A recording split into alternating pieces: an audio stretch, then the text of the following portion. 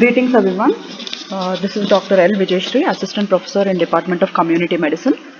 I will be starting a new chapter for you today. It is called Communicable Diseases. In your syllabus there are chapters on communicable as well as non-communicable diseases.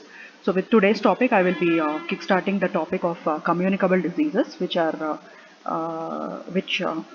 broadly speaking are diseases that spread from person to person, while non-communicable diseases are those which do not spread from person to person, and they are otherwise also called as lifestyle diseases. Now, coming to the first topic in communicable diseases, the chapter, I want to start off with a topic on smallpox.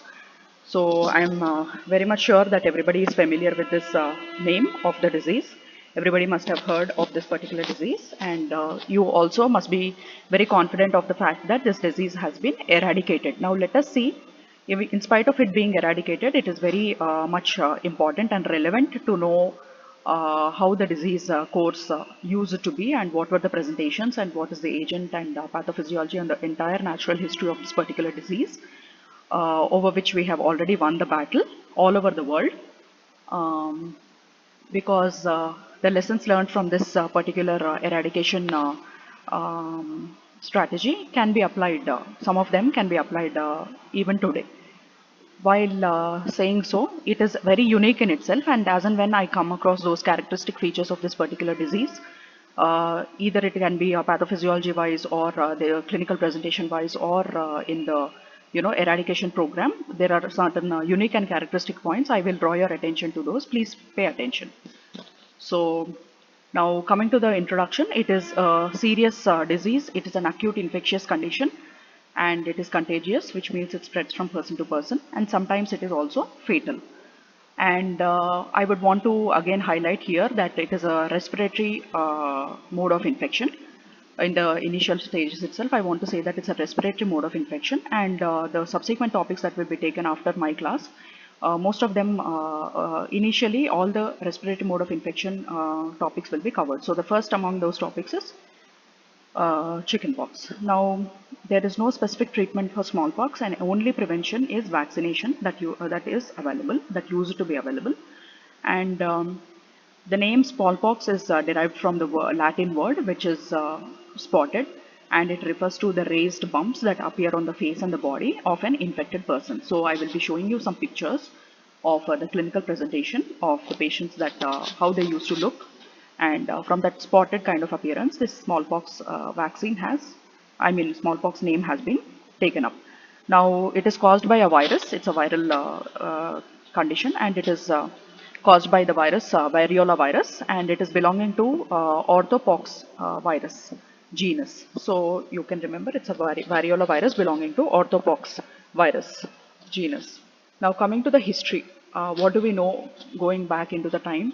What do we know about this particular disease and the virus?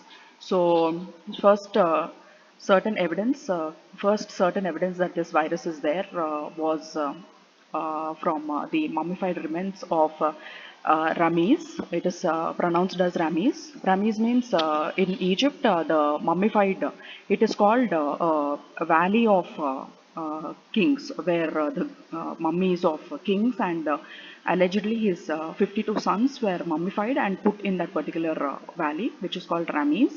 And this virus was isolated from those remnants also. And so the history of this virus goes back to 1157 BC, and it is known that likely this virus was carried from Egyptian traders who came to India. So that is how this virus must have entered into our country way back.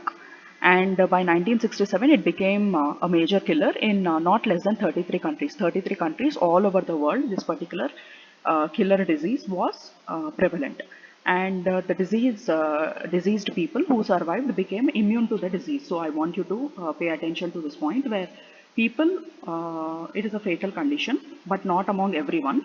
People who managed to recover and survive were immune to this particular disease.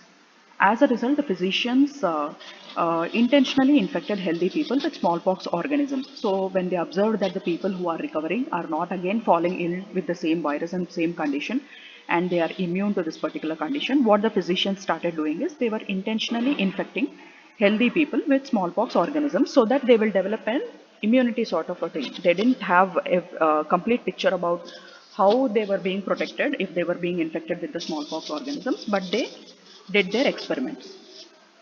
Now, there is a term called variolation.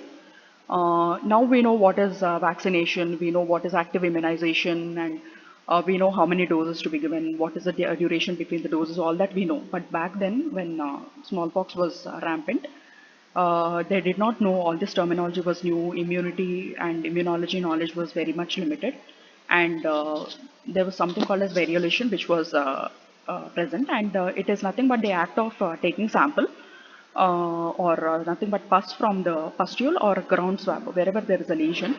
A swab is taken from the base of that particular lesion from the patients whose disease has been benign. It is not a full-fledged fatal disease, benign disease. Those patients were selected, and the samples were taken from them, and it was introduced into others who were healthy individuals. It was introduced into their nose or the skin of these people.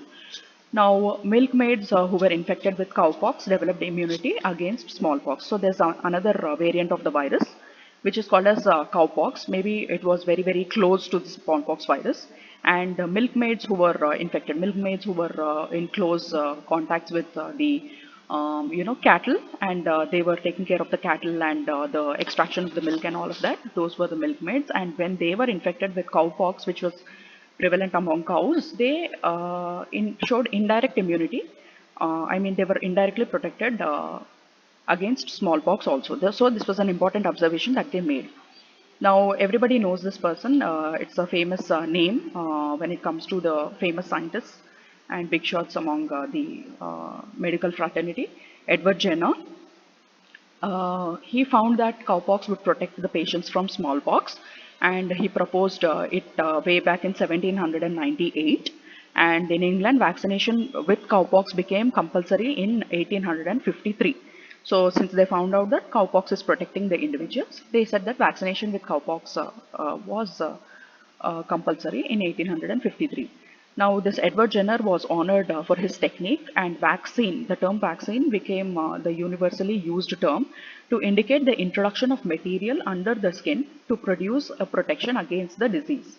So that is how the word vaccine came into existence.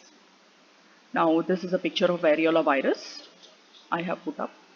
Now, let us look at the clinical presentation of smallpox. How is it transmitted? What is the treatment that we use to give? And what is the vaccine that we use to fight over this particular disease? Now, let us look at the transmission of smallpox first.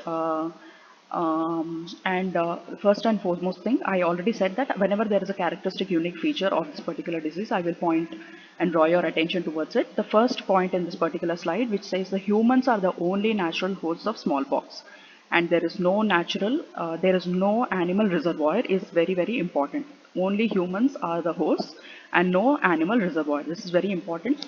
I want to again stress this point because this is one of the important points which helped us eradicate this disease, completely exterminate and uproot it from the face of earth, and it helped us win over this particular deadly disease and deadly pandemic. It is one of the important points because humans were the only natural host and no animal reservoir is there for smallpox. Now, transmission generally occurs from direct and fairly prolonged face-to-face contact. Face-to-face is not literally, but it is direct and prolonged contact. It is like very close proximity with a person who is infected. With that person, if there is immediate contact, direct contact, his immediate household contacts or relatives, or the person caregivers who are in immediate proximity to this particular case will get the disease. And infected aerosols and air droplets spread in face-to-face contact, which is again immediate microenvironment. Air drops and aerosols are infectious material. And like I again said, it is a respiratory mode of transmission, and portal of entry will be mouth and nose.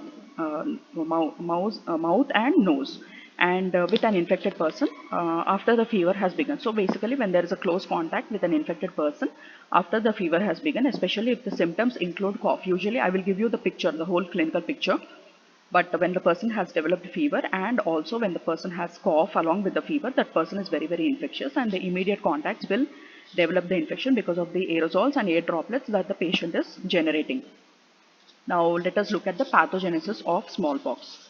The portal of entry, naturally, because it's a respiratory mode of infection, the portal of entry will be respiratory tract, and one more minor mode of transmission also includes inoculation onto the skin, which is very few cases, very minority of the cases, but mostly it is the respiratory tract. Excretion from the mouth and nose rather than scabs are most important sources of infection. So like I said, aerosols and air droplets that are generated by the patient's mouth and nose are the most important source of expulsion of the virus from the infected person's body. During incubation, the virus proceeds through infection, replication, and liberation. So the person, whenever it lodges into the nose or the respiratory tract of the next case, whomever it is infecting, there is something called as infection, then it replicates, and there is liberation of more number of viruses in multiples. First, at the site of inoculation, all these three things are happening: infection, replication, and liberation. First at the site of inoculation, and then to the regional lymph nodes. They are carried to the regional lymph nodes of that particular area. If I am talking about respiratory portal of entry, they are going to the regional lymph nodes of the respiratory tract, upper respiratory tract, then they are going into the deeper lymph nodes, and then possibly they will also enter into the bloodstream. Now, reticulum cells hyperplasia will occur in the bone marrow as well as in the spleen, and spleen was usually engorged with numerous large lymphoid cells. So the spleen was engorged, and death was seen in cases. It's a fatal disease, and it was seen in cases whenever there was death. It was reported, and it was seen to be caused by lethal concentration of potassium ion, which was possibly from because of hypertension. Lethal concentrations of potassium ion must have caused death. Now, I already said that it was belonging to, this virus was variola virus, belongs to orthopoxvirus genus, and 4 orthopoxviruses are known to infect the humans, and they are variola virus, vaccinia virus, cowpox virus, and monkeypox virus. Now, variola virus is causing smallpox, and cowpox is seen in the cattle. So that is why when the person was infected with cowpox, he was showing a cross immunity to variola virus. Now it is easily understood because they are belonging to a common genus. So these are 4 variants of the virus of the genus orthopox virus. And variola virus is severe and more common form with more extensive rash and higher fever with death rates of 30%. So this is the most dangerous among all the 4. And there is a variola major virus, which is the most dangerous, and its rash is more extensive and fever is also very high. Death rates are high. While variola minor is another variant, and it is less common presentation and it is less severe, and death rates are very less. Only 1% or less than that cases would have died because of variola minor variant. Now, variola major has 4 clinical presentations. When I said the variola virus, it has 2 forms, variola major and minor, and in variola major, 4 presentations. Clinical picture was of 4 different types. Clinical presentation was of 4 different types. One was ordinary presentation, second one was modified presentation, third one was flat lesions presentation, and fourth one was hemorrhagic presentations. I will show you the pictures of flat and hemorrhagic presentations, and eventually I will also show you the pictures of smallpox ordinary and modified forms. Now, coming to the ordinary presentation, it was the most frequent kind of cases that the physicians encountered. 90% of the cases were ordinary kind of presentation, and it was occurring both in vaccinated as well as unvaccinated people. And whenever a classical description of a smallpox lesion is given, I will tell you how it was. That is ordinary kind of presentation. Now coming to a modified presentation, it's a milder form of presentation, and it was seen in vaccinated people, and it was rarely fatal. And something called as flat and hemorrhagic variants are also there, presentations. These are very severe forms of smallpox, but they were very, very uncommon. Now you can see in these pictures, the top left corner, you can see that the flat variant of smallpox and hemorrhagic pox on the bottom right corner. These two were very rare but extremely fatal variants of smallpox. Now let us see the clinical presentation. It happens in incubation phase as well as Prodromal phase. Incubation period is around 2 weeks, 12 to 14 days. Person is not contagious during the incubation period. And next comes the prodromal phase. It begins when the person starts developing abrupt fevers. The person will have malaise, headaches, body aches, prostrations, nausea, and vomiting. And the temperature, body temperatures used to be really high. Most often they were high. And when first visible after this development of fever, prostration, and headaches and body aches and all those things, the person used to develop lesions. Then the first visible lesions appear, the fever might start to go down. Once the lesions start to appear after this, the lesions will, lesions start to appear, the fever will go down. And this phase, when the lesions start to appear and fever is going down, is the most contagious phase. And during this time, the person is excreting lot of virus in the saliva, and majority of the viral load is there in the saliva and nasal secretions during this phase. Then this phase lasts for 4 days, where the lesions are erupting and the fever is going down, and the rash emerges as small red spots on the tongue, in the mouth. And this is happening. First, it is appearing as red spots on the tongue and in the mouth. And about 24 hours prior to the appearance of skin rash, the rash is appearing in the mouth. And the lesions in the mouth and pharynx, they will enlarge and they will ulcerate quickly, and they release large amount of virus into the saliva. And following this, there is skin rash that will develop. Now, looking at the rash that appears on the skin, which is the very characteristic and pathognomic nature of smallpox, you have to look at the picture while I am explaining. It is something called a centrifugal rash. It is described as centrifugal rash. This is again unique and it is characteristic of smallpox. And in differentiation to this chickenpox chapter that is there in your syllabus, because chickenpox, the rash is centripetal, you have to remember.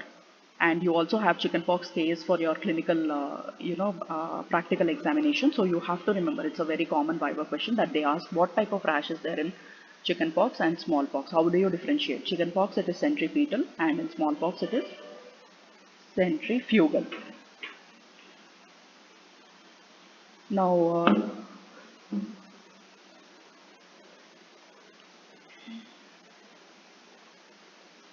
yes. Most dense. So the rash has centrifugal distribution, meaning it is most dense on the face and most dense on the extremities, that is palms and soles, than on the trunk. So if you can see the picture, the majority of the rash load is there on the face and extremities than on the trunk of the person. The palms of the hands and the soles of the feet are involved in majority of the cases. So if you see, the palmar and plantar surfaces are involved with the rash in smallpox, which is again very characteristic and feature of smallpox, and it is a differentiating feature of smallpox from chickenpox. In chickenpox, the palmoplantar surfaces are not involved with the lesions. And another differentiating character of smallpox is that the lesions are all in the same stage of development on parts of the body. Unlike in chickenpox, these stages of development are macular, papular, vesicular, and crusted lesions. So by this I mean to say that in chickenpox there is something called as pleomorphic rash. When the next faculty is going to take the topic on chickenpox, they will explain what is the meaning of pleomorphic rash. Pleomorphic rash is multiple morphologies of rash, where the rash in different, each crop of rash will be at different stage of its development, and a fresh crop of rash will appear, and it will be at different stage of its course. So in a single patient you will see rashes, some in macular stage, some in papular stage, some in vesicular stage. This is for chickenpox. While in smallpox, all the rash that is present in a person all over the body, they will be in the same stage. All the lesions will appear at once, and they will progress towards the healing stage, macules to papules to vesicles to crusting phase in the same at the same timeline. So whenever you look at the body, anywhere on the body, if you are looking at palms, or if you are looking at the trunk, or on the face, or on the feet, everywhere, if there are macules, there are macules. If there are papules, there are papules. Vesicles, there are vesicles. Or if everything is crusting, then everywhere the lesions are in crusting stage. But mixed variety of lesions will not be seen, unlike in chickenpox. So I hope everybody understands the difference between what is a macule, papule, nodule. So quickly, macule is at the skin surface, it is not elevated, it is discoloration. It could be red or any other color, but it is a discoloration and it's at the surface of the skin level. Now papule is elevated, and it is size is uh, size is 1 mm, 10 mm, and the nodule is more than 10 mm. Vesicle is fluid-filled lesion, and pustule is pus-filled lesion, and it will happen when there is secondary bacterial infection if it's a viral infection like chickenpox. And crusted lesion is the downhill, while the vesicle or the vesicle or the pustule is breaking and the secretions are drained out, then it starts crusting and healing. That is the crusting lesion. So that's about the rash, how it appears. Then these pictures in sequence, how the rash progresses over the number of days of the illness, second day, fourth day, sixth day, eighth day. You can see how all the lesions are at the same stage of aggravation. And then you can see at the 13th day and 20th day, how they are all crusting. 13th day it peaked and then again they all started crusting. And on 20th day you see the rash is completely, it is healing, and then there are scars. One important feature of smallpox was that it used to leave scars, and there was a lot of disfiguration because of the disease. And outcome of infection, those who survived usually had scars in eyes. If they were involved blindness, it could cause, this disease could cause blindness, and recovery resulted in long lasting immunity, and reinfection with variola virus was not there, and no evidence of chronic or recurrent infections with variola virus in patients who have survived and recovered from this particular disease. So you have to remember that it was giving almost lifelong immunity. Now coming to the vaccination for smallpox, it was a live vaccine. I want you to remember that it was a live vaccine, unlike we have dead attenuated or inactivated viruses that we are using on majority of the vaccines these days. The smallpox virus was a live vaccine virus, and for this reason it was very important for the physicians to care for the um, you know uh, people when they were vaccinated, so that it should they should prevent it from spreading any further when they were giving live virus vaccine.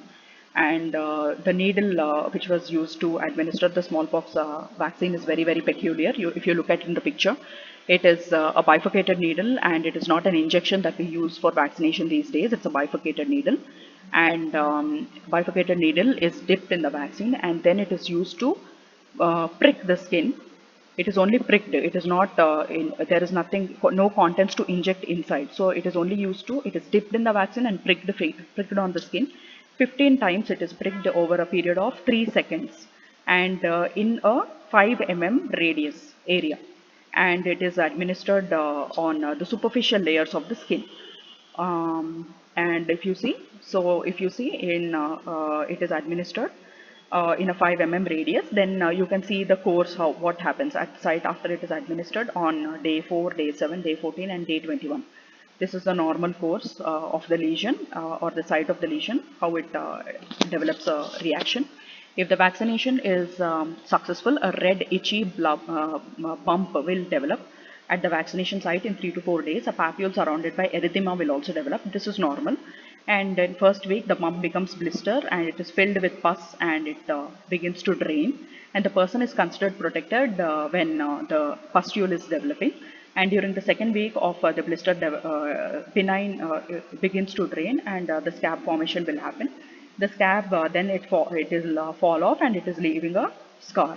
And the scar is around 1 centimeter in diameter, and it is permanent. And it is given on the right side of the person, right arm, and this is universal.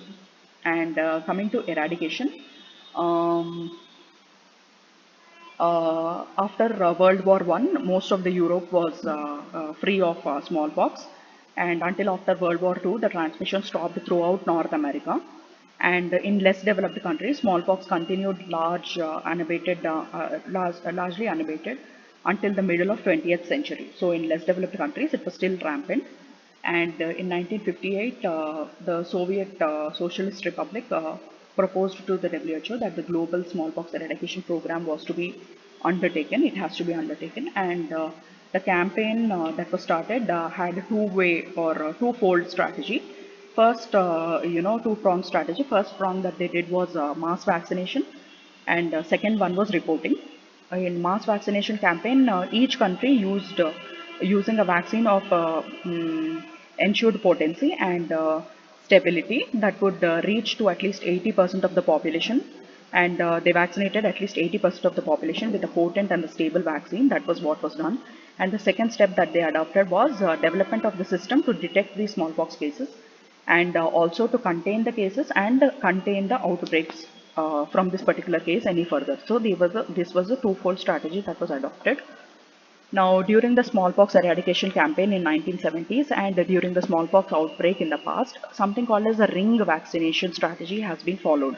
Everybody must have heard this particular topic or word called ring vaccination, because latest in COVID also they were saying ring vaccination has to be done, and these words are used in tandem with herd immunity. But if someone asks you in Viva what is ring vaccination, you should be able to tell. What's herd immunity, you should be able to tell. These two are completely different topics, but let me draw your attention to ring vaccination first. So this approach is incorporated. It was very successful and it was incorporated into the current CDC smallpox plan also. So CDC expanded as Center for Disease Control, and ring vaccination essentially involves creating a circle of vaccinated people around each case to interrupt the chain of transmission. So if there is a person who is susceptible to infection immediately next to the case, then he will carry forward the chain of transmission. But if there is a case in the center and immediately surrounding him everybody else is vaccinated and they are breaking the chain of transmission, then this particular case will heal. It will, whatever its natural course of diseases, it will either, aggravate and heal, or the person will, develop complications and die, or whatever it is. But people around him are, if they are protected because of vaccine, the disease of or chain of transmission will be broken, and it will avoid the further spread. That is what is ring vaccination. Now, the strategy of ring vaccination involved the following steps. Rapid identification and isolation of the smallpox cases was done. Identification and vaccination of the contacts of smallpox cases were done. All the contacts of the cases were vaccinated. Then these contacts were monitored for the development of fever and isolation of them if the fever occurred. In the vaccinated people, if fever occurred, they were also vaccinated. They were isolated, and vaccination of the household members of the contacts if no contraindication to the vaccine existed. So now I want to explain the same points while you're looking at this particular slide. Now in the center you are seeing that there is a person who is infected, and we have vaccinated his immediate contacts, 4 people who have been vaccinated, and they were observed for the development of symptoms, and their contacts in turn again were vaccinated. So this was what is called as ring vaccination. And while doing all this, we were checking for absence of any contraindications for vaccination. And in addition to the ring vaccination, rapid voluntary vaccination of large population may be required, was also applied. Supplement priority vaccination and containment control strategies in the areas with smallpox cases was done, addressing heightened public and political concerns regarding access to the voluntary vaccination was also done. So, in addition to this, one more point is whoever was high risk group, for example, whoever was handling the smallpox cases or people who were collecting samples, healthcare providers, all those people were also vaccinated. Now, management of the outbreak. When there were outbreaks, how was it managed?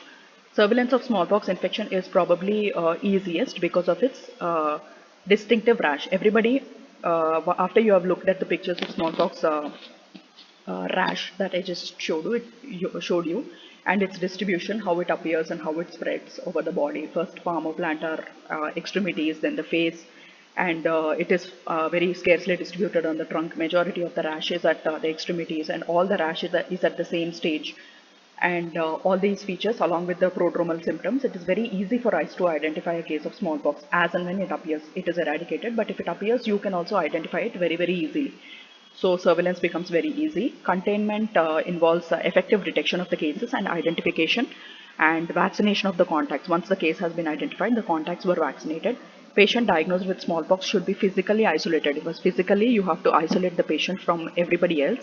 All the specimen collectors, caregivers, attenders coming in close contact with the patient should be vaccinated as soon as smallpox is diagnosed, as the cause, as it can cause outbreaks. More and more people coming into contact with the case, more and more spread will happen. So you have to completely break the chain of transmission by isolating the person physically as well as vaccinating the caregivers.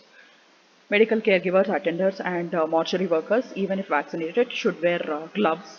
They had to wear caps, they had to wear gowns and surgical masks. Everybody knows about personal protective equipment by now, by virtue of the current pandemic. So similar, protective gear was must, even if the caregivers were vaccinated. Now, contaminated clothes and bedding, if not incinerated, they were ideally supposed to be incinerated, but if not incinerated, they were at least to be autoclaved, or they were supposed to be washed in hot water containing bleach. And fumigation of the premises was done using formaldehyde. And airborne and contact precautions, in addition to the standard precautions, should be implemented for the patients with suspected smallpox. So airborne transmission is there. So airborne transmission, like you had to wear masks or other inhalers, so that you had to protect the upper respiratory tract from entry of the virus. And contact precautions like surfaces and all those things, the precautions that you take for any other respiratory mode of viral infection spread, like you're taking for COVID, all those airborne as well as contact precautions in addition to the standard precautions had to be followed. Now, looking at the timeline, how we fought over this particular pandemic of smallpox, certain years, so you have to remember. If you don't remember the dates, it is very fine, but the last case of smallpox happened in India in 1975. It was in Bihar, and it happened on 17th of May. It was a last case, a natural case of smallpox, and which happened in India. Then on May 24th, 1975 itself, a case was imported from Bangladesh, and 5th of July 1975, India declared not an endemic to smallpox. It was not endemic. So these were the cases uh, that were imported. So India was declared as non-endemic. If cases are originating inside the country, then it is called endemic, but they were imported. So it was declared as non-endemic. And in April 1977, 2 years after that, it was declared, India was declared as free from smallpox. So everybody, like everybody knows, for a country to be declared as free, there is a 2 years bracket that is required, and for eradication, 3 years bracket has to be there after the last case has been reported. So now coming to eradication, 26th October 1977, last natural occurring case of smallpox was recorded in Marka, and it was in Somalia. And in 1978, two cases were reported, but these were laboratory cases, and they occurred in England. They were lab originated cases, and they were among people who were working in the lab with the virus. So that was not a natural occurrence of the cases. So it was in 1978. And on 8th May 1980, WHO has declared smallpox as eradicated after the last case was recorded in 1977. Exactly after 3 years after that, in May, WHO has declared it as eradicated. It was an eradicated disease, and it was exterminated and uprooted from everywhere on Earth. So that is what is eradication. Now, by eradication of smallpox, 2 million deaths and few 100,000 cases of blindness and 10 to 15 million cases of disease per year have been prevented. So much burden on the healthcare facilities and healthcare system has been brought down by eradication of this one single killer disease. And the strategy used to conquer smallpox cannot be copied for any other disease. This is a very unique disease. Same strategies cannot be applied for any other disease, because this particular disease has certain unique characters. I will again show you the slide. Every disease, like every disease, this is unique. This disease is also very unique, like human beings are also very unique. And these were the factors which led to eradication of the smallpox. There was no animal reservoir, and it is no long-term carrier of the virus. Long-term carrier of the virus is not there, and lifelong immunity, once a person is recovering, lifelong immunity is there, so reinfections are not there. Detection of the cases is very easy because the rash was very characteristic. Subclinical infection did not transmit the disease. So as long as the person was subclinically infected, when I say subclinical phase, when the person was developing, fever and all those things, once the person starts to show fever, it only he is infected. Before that, when he's having subclinical incubation period and all that, he is not infectious to others. And the vaccine was highly effective, and international cooperation was there to eradicate this particular disease. So these were the 7 points that helped us eradicate smallpox. Now all countries have discontinued the routine vaccination against smallpox. This is very important. We have eradicated the disease, and vaccination has been discontinued. WHO maintains a reserve stock of smallpox vaccine and vaccination needles sufficient to protect more than 200 million people should an emergency arise. So if there is a sudden case, any particular day, if there is suddenly a case, WHO is prepared with needles as well as vaccine, ready to tackle that particular case. It will be physically isolated, ring vaccination will be done, and every precaution will be taken to stop the chain of transmission then and there. Now, let us look at the case definitions. It is very important. Now that you know it has been eradicated, you should at least be familiar with the case definitions, because as doctors, you should be able to identify a case. It will be a very peculiar case, different presentation, but you should be able to, it should immediately ring a bell that it could be smallpox and you have to notify. For that reason, you have to know the case definitions of smallpox. An individual of any age, it can occur at any age, presenting with acute fever, malaise and severe prostrations with headache, body aches, and it is occurring 2 to 4 days before the onset of rash. All these symptoms are there 2 to 4 days before the appearance of rash. Subsequently, development of maculopapular rash, which is starting on the face and forearms, then it is spreading to the trunks and legs, and it is evolving within 48 hours to deep-seated, firm, hard and rounded, well-circumscribed vesicles, and then later into pustules, and which may become umbilicated and confluent. And then this is also a peculiar feature, it's umbilicated and confluent, which is not a feature again in chickenpox. So easily you will differentiate. How it is spreading is very, very different from chickenpox, and it is umbilicated and confluent. Lesions that appear at the same stage of development on any given part of the body, any given part, all the lesions will be at the same stage of development. And there is no alternative diagnosis. You will not be able to fit it into any differential diagnosis category. And there will be lab confirmation that this is a smallpox virus. And there will be lab confirmation that it is variola virus. So these are the case definitions to call it a smallpox case. Then you will notify it to your higher ups. And smallpox eradication surveillance. Despite the absence of smallpox, surveillance of rumors continues in order to sustain the public confidence. Even if there is no case or anywhere on earth of smallpox right now, if there is a rumor that there is a case of smallpox showing this certain kind of rash and clinical picture, you have to investigate that with lot of consciousness, because you have to instill confidence in the public. You should not let this rumor cause panic that there is an outbreak. So for those reasons, you have to tackle those rumors. And however, the final chapter in smallpox story remains to be written, as smallpox virus has not been completely destroyed. We have samples of this smallpox virus in laboratories which are there in Russian Federations as well as United States. So we are holding the samples of smallpox virus for research purposes only, and they are there in Russian Federation and United States. That is the reason we are still, skeptical that it can happen because of lab, accidents or anything. So we have to be very much aware of the clinical picture and presentation, and as and when if at all it happens, how to tackle it. So that is about the topic for today, smallpox. And I hope it was very clear. And if there are any doubts, you can reach out to me. I'm Dr. Vijayashree in the Department of Community Medicine. All the doubts, queries are all the time, welcome. So thank you. Have a good day.